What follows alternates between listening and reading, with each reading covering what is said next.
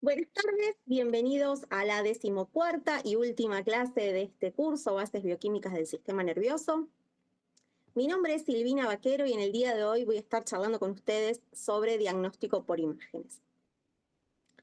Simplemente para que nos organicemos un poco, yo dividí la clase en 3 partes. En una primera parte vamos a ver una breve introducción del por qué es importante estudiar los métodos de diagnóstico por imágenes. Luego vamos a hablar de las 3 vedettes, si se me permite el término, los 3 métodos más utilizados, que son la tomografía, la resonancia y la resonancia magnética funcional.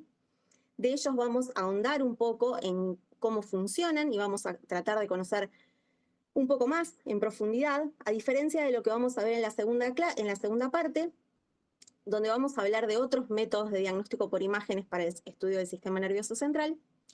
Y una tercera y última parte en la cual vamos a estar charlando sobre métodos de diagnóstico por imágenes para estudiar el sistema nervioso periférico.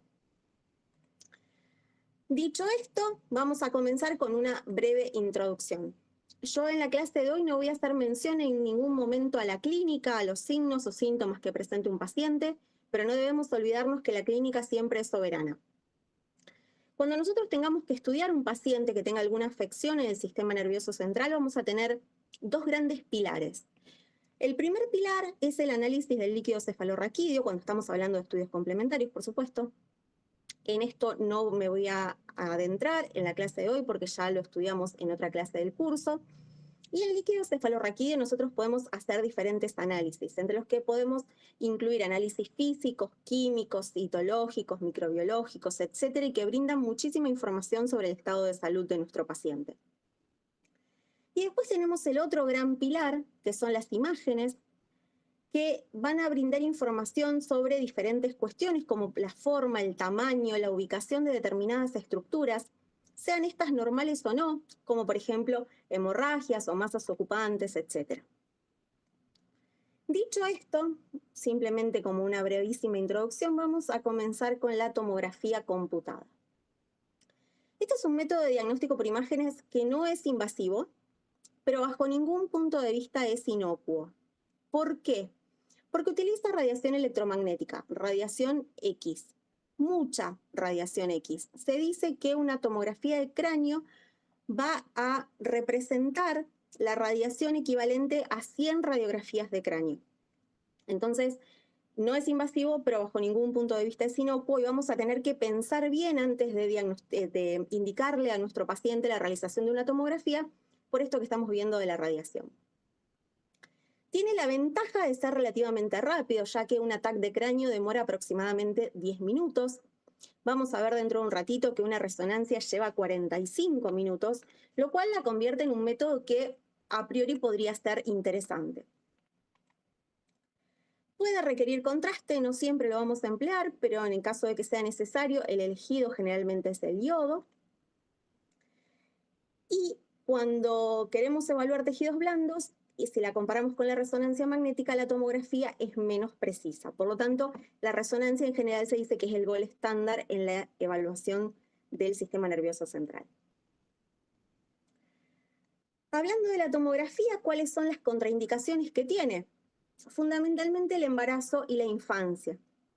El embarazo por el riesgo teratogénico de la radiación y los infantes porque son más sensibles a la radiación por su menor tamaño corporal. En estos casos vamos a evaluar siempre el riesgo-beneficio de si conviene o no conviene solicitar una tomografía y exponer a nuestro paciente a esa radiación.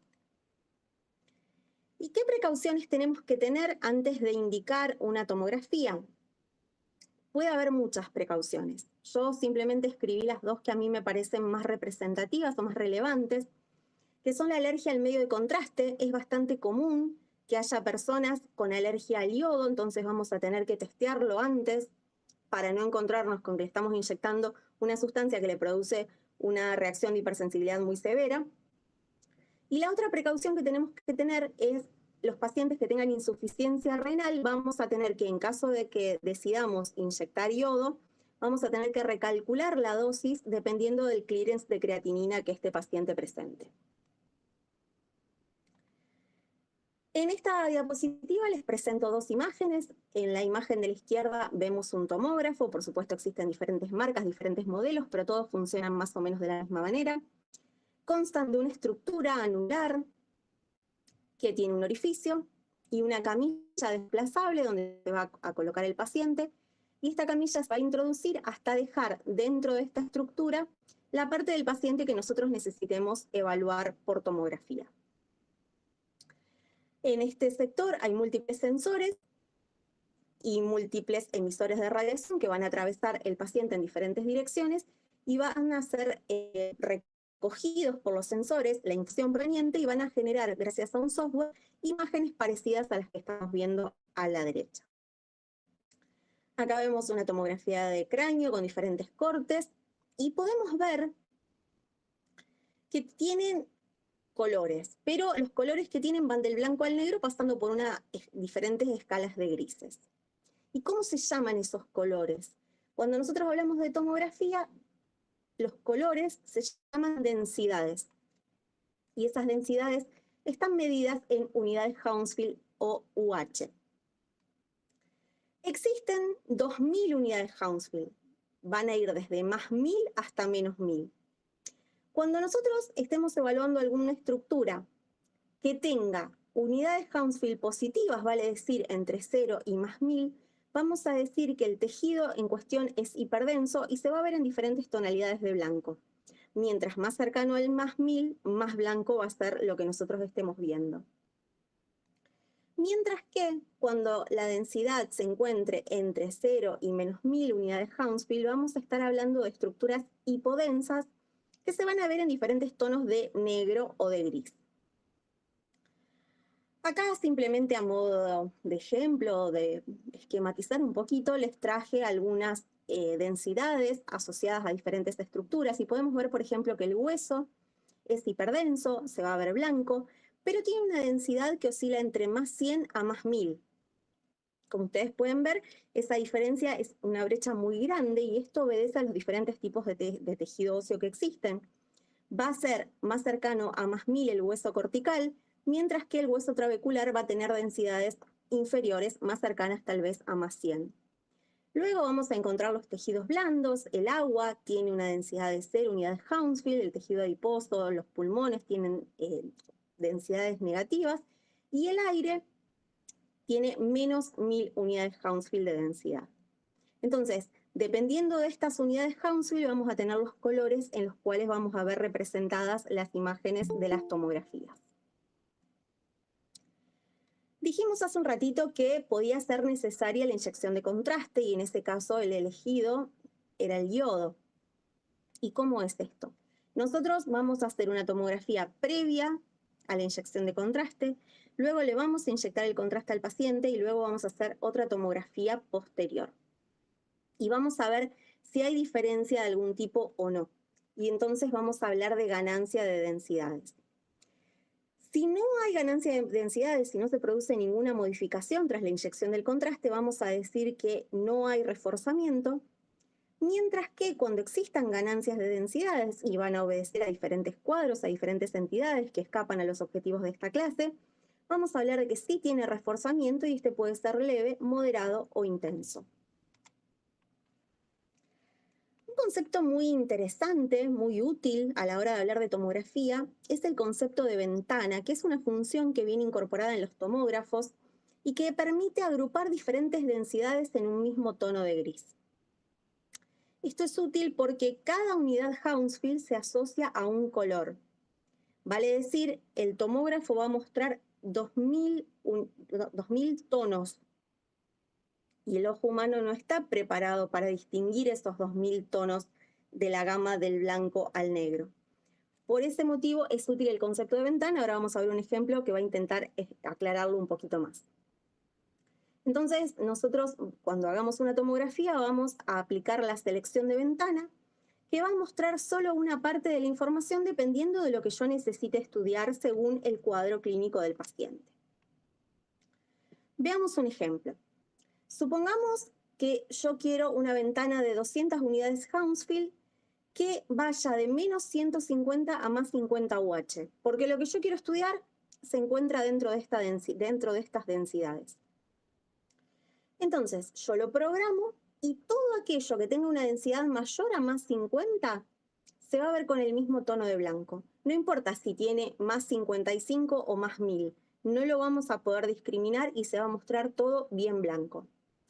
Lo mismo sucede con todo aquello que tiene una densidad menor a menos 150 unidades Hounsfield, por supuesto en el ejemplo que yo les estoy planteando, que acá en este caso se va a ver todo con el mismo tono de negro, se va a ver bien negro y tampoco vamos a poder distinguir el aire de los pulmones, por ejemplo.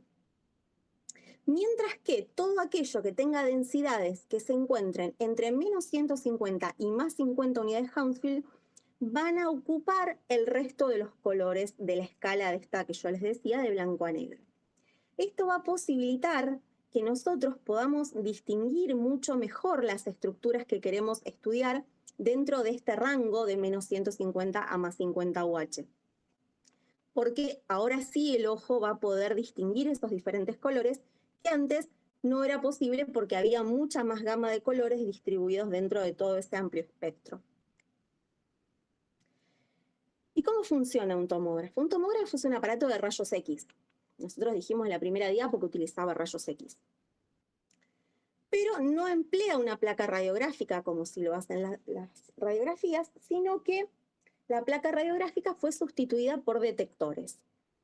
Estos detectores van a recoger la radiación que atraviesa el paciente. Esos detectores están colocados todo alrededor de esa estructura circular que habíamos visto antes. Entonces se emite radiación y se va captando la radiación en diferentes sentidos. Y luego la computadora, gracias a un programa específico, va a integrar y reconstruir la información obtenida y la va a transformar en las imágenes que nosotros habitualmente vemos.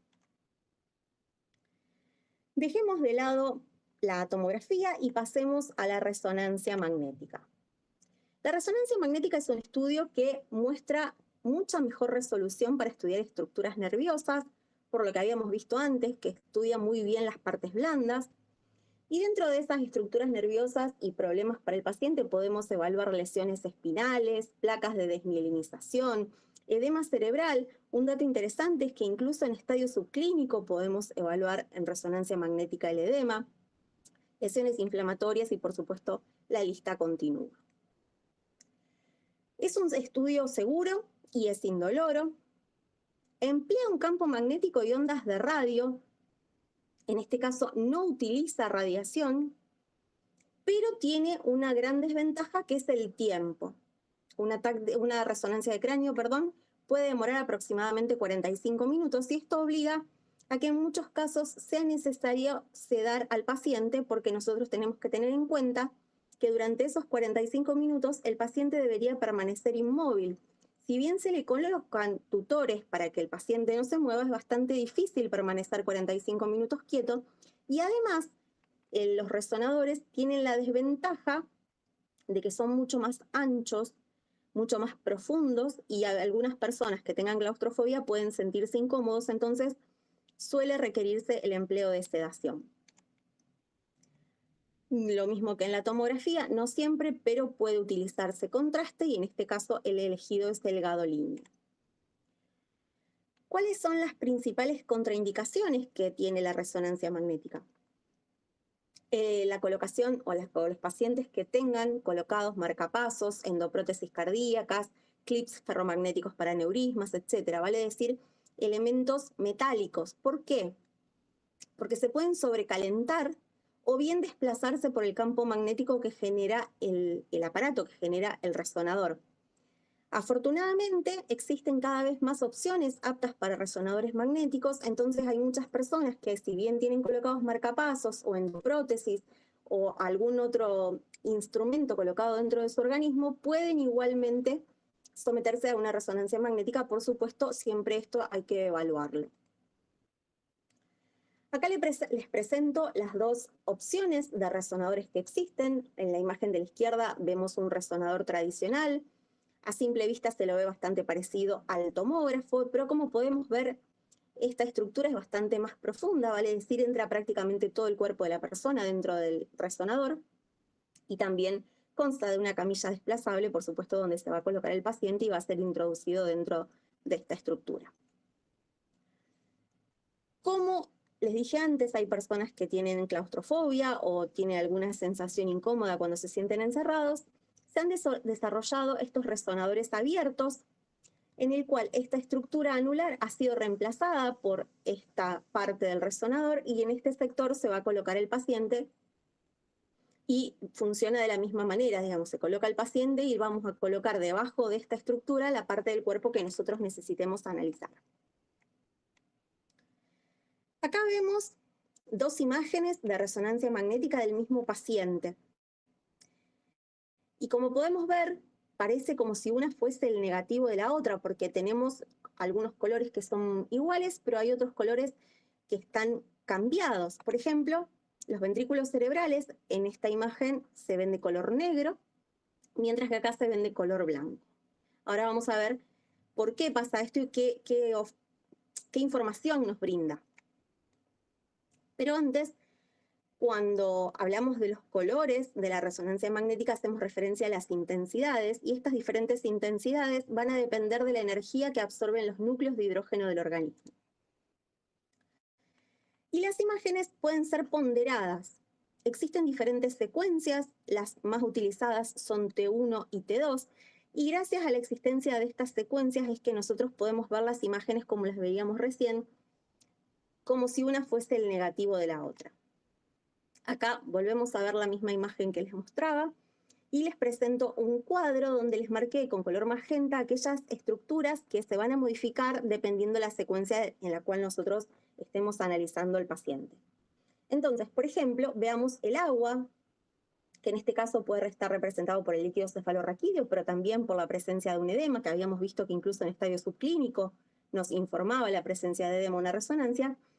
Cuando la pondremos en T1, lo vamos a ver hipointenso, lo vamos a ver de color negro, mientras que en una imagen ponderada en T2 lo vamos a ver hiperintenso. Entonces, sabiendo eso y conociendo que los ventrículos cerebrales tienen líquido cefalorraquídeo, nosotros podemos conocer que esta imagen, la de la izquierda, es una secuencia T1 y la de la derecha es una secuencia T2. El hueso cortical no se modifica, se ve hipointenso en ambas secuencias, la sustancia gris se ve isointensa en ambas secuencias. La sustancia blanca, la grasa, pero en el caso del sistema nervioso central hacemos referencia a la sustancia blanca, cambia, va a ser hiperintenso en T1, mientras que va a ser hipointenso en T2, o sea, va a ser de color blanco o gris claro en T1 y va a ser negro o gris oscuro en T2. Y con la sangre pasa algo muy interesante. Si nosotros tenemos un paciente que tiene un sangrado subagudo, no se va a modificar la intensidad en las diferentes secuencias. En ambas va a ser hiperintenso, o sea, se va a ver de color blanco. Sin embargo, si el sangrado es agudo, se va a ver hiperintenso en T1, pero hipointenso en T2. ¿Y cómo funciona la resonancia magnética? ¿Cuál es el fundamento de la técnica? ¿Cuál es el fundamento del método? La materia está compuesta por átomos. Esos átomos tienen un núcleo y orbitales con electrones, pero centrémonos en el núcleo. Este núcleo contiene protones y neutrones, y este núcleo va a presentar un spin o giro característico que va a depender de qué átomo estemos estudiando. El hidrógeno, en particular, tiene un giro que lo hace útil para la obtención de las resonancias magnéticas, ya que tiene propiedades magnéticas que generan un movimiento que va a ser aleatorio normalmente, pero cuando se le aplique un campo magnético externo, ese movimiento se va a alinear. Entonces, gracias a la aplicación del campo magnético externo de la resonancia magnética, se va a alinear ese spin, ese giro particular de los núcleos de hidrógeno y vamos a poder obtener las imágenes de las resonancias magnéticas. Para concluir con estos dos métodos, les presento algunas diferencias o algunas cuestiones, algunas variables a tener en cuenta que comparan en la tomografía y en la resonancia. El tiempo de la tomografía es rápido o relativamente rápido, mientras que la resonancia magnética es verdaderamente lenta. En cuanto a la radiación electromagnética, la tomografía sí la va a emplear, más no la resonancia. En el caso de contraste, que puede ser necesario en ambos estudios, vamos a elegir iodo para la tomografía y gadolinio para la resonancia. Esta es una diferencia quizás más semántica, pero cuando hablamos de los tonos de gris, vamos a hablar de densidades en la tomografía y de intensidades en la resonancia magnética. La posibilidad de utilizar secuencias o ponderar las imágenes de diferentes maneras no está disponible en la tomografía, pero sí podemos ponderar las imágenes de resonancia en esas secuencias que veíamos. Y en cuanto a las contraindicaciones, la tomografía tiene como contraindicación principal el embarazo por el riesgo teratogénico, mientras que la resonancia magnética tiene como contraindicación la existencia de elementos metálicos implantados en el cuerpo. Para concluir con esta primera parte, vamos a hablar algunas palabras sobre resonancia magnética funcional. Este estudio se emplea para localizar regiones funcionales del sistema nervioso y presenta dos grandes campos de aplicación.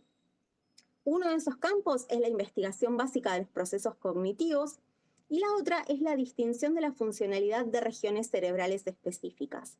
Gracias a la existencia de la resonancia magnética funcional, nosotros vamos a poder conocer qué segmento de nuestro cerebro se va a activar ante los diferentes procesos o ante los diferentes estímulos que nosotros tengamos. Y es muy útil en la evaluación prequirúrgica para poder preservar funciones específicas, ya que va a evaluar la representación cortical de las áreas funcionales. Y es esto un poquito lo que les estaba contando recién. Un neurocirujano, por ejemplo, cuando tenga que hacer una intervención de un cerebro de una persona, por ejemplo, si tiene la posibilidad, puede solicitar una resonancia magnética funcional y va a poder evaluar en la zona lindera al sitio donde tenga que operar qué funciones están activas para de esta forma ver en qué sitios debería proteger con extrema delicadeza y cuáles tal vez no presenten demasiado riesgo. Otras funciones, por supuesto, se encuentran aún en estudio y desarrollo porque es un método relativamente nuevo. Nuevamente, un resonador magnético funcional, cuando nosotros lo vemos, se parece bastante al tomógrafo o al resonador común, una estructura circular con una camilla deslizable, y estas son las imágenes que brinda.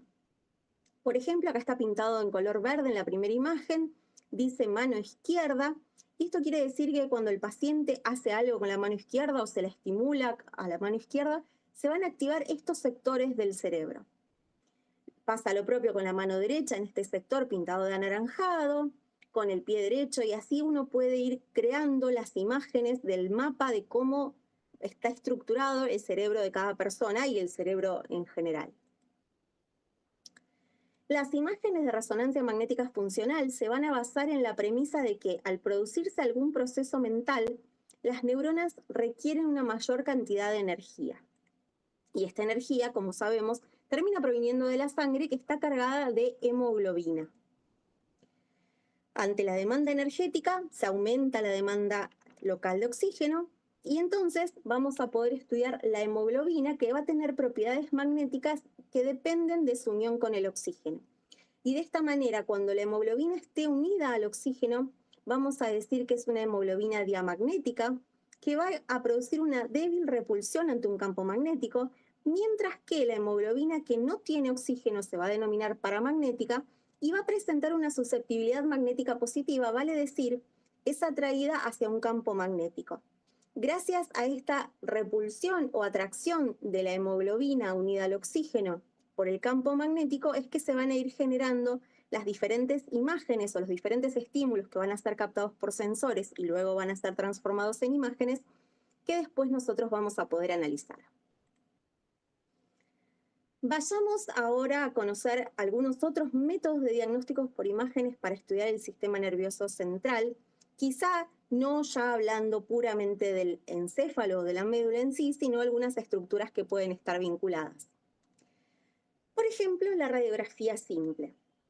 La radiografía simple, acá vemos una radiografía, es harto conocido por nosotros, cómo se ve una radiografía de cráneo de columna cervical, pero va a estudiar el continente, pero no va a estudiar el contenido. Sin embargo, brinda mucha información. Por ejemplo, tras un traumatismo podemos evaluar la indemnidad, bien de la columna vertebral o del cráneo, perdón, que no haya ninguna fractura, ningún aplastamiento, ninguna lesión que pueda terminar repercutiendo en el contenido del sistema nervioso central. Para evaluar el sistema nervioso vamos a poder solicitar radiografías de cráneo o de columna vertebral. Emplea radiación X, no es tanta la radiación como en la tomografía, pero emplea radiación X. Y cuando hablamos de cómo se ve la imagen o de esos colores, de esos tonos de gris y negro, vamos a hablar de que van a depender de la absorción de la radiación. Y se va a decir que es radiopaco cuando se vea de color blanco y radiolúcido cuando se vea de color negro. Otro estudio que nos va a permitir estudiar un poco la indemnidad del sistema nervioso es la angiografía. Y la angiografía puede realizarse a través de imágenes radiográficas, tomográficas o de resonancia magnética. Y va a permitir estudiar las estructuras vasculares del encéfalo. Acá les presento una imagen de angiografía y podemos ver, por ejemplo, veamos acá en la parte de abajo el tronco que se ve con un calibre constante, que no se ve ninguna alteración. El flujo de sangre va disminuyendo, porque obviamente el árbol vascular va disminuyendo su calibre, pero se ve que el flujo no está interrumpido en ningún sector. Diferente sería la situación si nosotros vemos que acá, por ejemplo, viene flujo sanguíneo y a partir de acá se ve todo incoloro. Entonces podríamos estar hablando quizá de la existencia de un trombo, de una lesión a nivel vascular que no va a permitir una buena perfusión de las estructuras del sistema nervioso. Otro estudio es el ecodoppler. En este caso va a evaluar la circulación sanguínea y para eso se va a basar en el efecto Doppler, que es un efecto físico que explica que el cambio de frecuencia de una onda se produce como consecuencia del movimiento relativo entre el emisor y el receptor. Acá en la imagen les muestro un ecodoppler de arteria carótida. Vemos la carita una representación esquemática donde se ve marcado que se está evaluando la carótida. Acá vemos la luz de la carótida, que vemos que es constante, que no tiene ninguna alteración. Y en este sector podemos ver el flujo sanguíneo con la pulsatilidad propia de la arteria y vemos que también es un ecodoppler normal. Otro estudio al que podemos recurrir es la mielografía. ¿En qué consiste la mielografía? Consiste en realizar radiografías de médula espinal tras la administración de un contraste subaracnoideo. Este contraste se va a aplicar por punción lumbar, por lo tanto, las complicaciones y las contraindicaciones van a ser las mismas que las de la punción lumbar, ya que es el método que tenemos para aplicar el contraste. Sin embargo, este método casi no se utiliza, por lo menos no en las grandes ciudades, porque fue reemplazado por la resonancia nuclear magnética. Se los traje porque si bien está prácticamente en desuso en algunos sectores rurales o alejados de las grandes ciudades, todavía se sigue realizando porque en verdad lo único que necesitamos es una placa de radiografía, un aparato para hacer radiografías y una persona que tenga la capacidad de colocar el contraste subaracnoideo. Y de esa forma podemos estudiar, como vemos acá, una radiografía previa al contraste y acá cómo se ve la médula tras la aplicación del contraste subaracnoideo. Acá vamos a estudiar, obviamente, la indemnidad de la médula espinal. Otro estudio por imágenes al cual podemos recurrir es la electroencefalografía. En este caso va a estudiar la función bioeléctrica del sistema nervioso central y podría equipararse, podría homologarse al electrocardiograma para estudiar la función cardíaca. Es algo bastante parecido, se colocan sensores, electrodos en el cuero cabelludo que van a ir evaluando los cambios eléctricos que se producen tras diferentes estímulos y diferentes situaciones que se le van planteando al paciente. Otro estudio quizá un poco más complejo es la tomografía por emisión de positrones. En este caso se van a emplear radiosondas, que también se llaman radiotrazadores o radiofármacos. El más empleado es la fluorodesoxiglucosa. Y esto se funciona captando la radiación emitida desde el interior del organismo por la radiosonda. La imagen que se produce es algo parecido a esto. Y vamos a estudiar zonas metabólicamente activas, que se van a ver de color rojo, y las zonas metabólicamente inertes se van a ver de color azul. Como siempre va a haber un degradado de tonos que van a hacer referencia a zonas con un metabolismo intermedio. Es útil, por ejemplo, para estudiar tumores, quizá no tanto de cerebro, porque el encéfalo es una zona metabólicamente muy activa, pero en ciertas circunstancias puede ser utilizado y brinda muchísima información.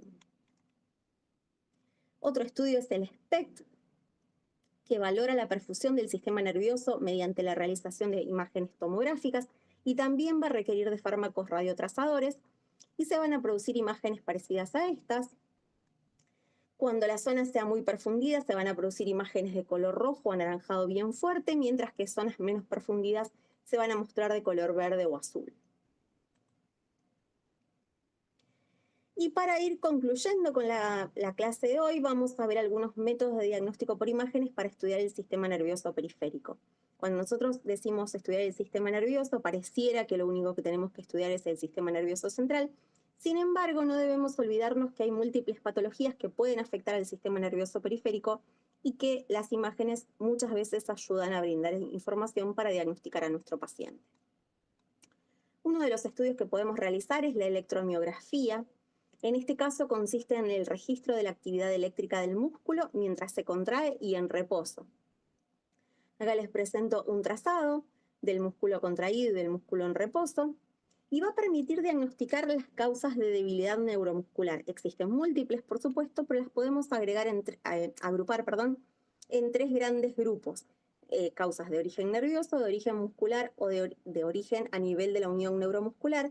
Y gracias a la electromiografía vamos a poder diagnosticar de dónde proviene la debilidad neuromuscular de nuestro paciente. El otro estudio del que les quería contar es el estudio de la conducción nerviosa, en el cual vamos a producir la estimulación de un nervio periférico con choques eléctricos y vamos a registrar el tiempo hasta el inicio de la contracción. Cuando ese tiempo esté demasiado prolongado, por ejemplo, quizás se podría asociar a la existencia de alguna desmielinización o alguna patología que retrase la conducción nerviosa, y entonces siempre en el contexto de un paciente vamos a poder tener información que sea de mucha utilidad. A modo de resumen o de conclusión, existen múltiples métodos de diagnóstico por imágenes. Yo solamente les presenté algunos, los que me parecen más representativos o más relevantes, o que quizás todos hemos escuchado alguna vez en nuestra carrera. La clínica siempre es soberana. Yo lo dije al principio de la clase y lo vuelvo a repetir, no hice mención en ningún momento, pero la información que nos brinda el paciente en el consultorio va a ser soberana, va a ser mandatorio por encima de incluso de la información de las imágenes, porque el que no sabe lo que busca no entiende lo que encuentra. Esta es una máxima que existe en la medicina hace mucho tiempo. Entonces nosotros no tenemos ningún derecho a pedirle a nuestro paciente todos estos métodos de diagnóstico por imágenes que conocimos hoy, porque si no sabemos o si no tenemos una leve orientación de qué puede tener, tampoco vamos a poder interpretar lo que las imágenes nos cuentan. Solo me resta agradecerles, les dejo mi correo electrónico por cualquier duda que les surja cuando estén viendo este video. Quiero agradecerles a todos ustedes por haber llegado hasta acá, por haber escuchado la clase o el video, y por supuesto, como siempre, un agradecimiento muy especial al doctor Rigali, que siempre me invita a formar parte de sus cursos. Muchísimas gracias.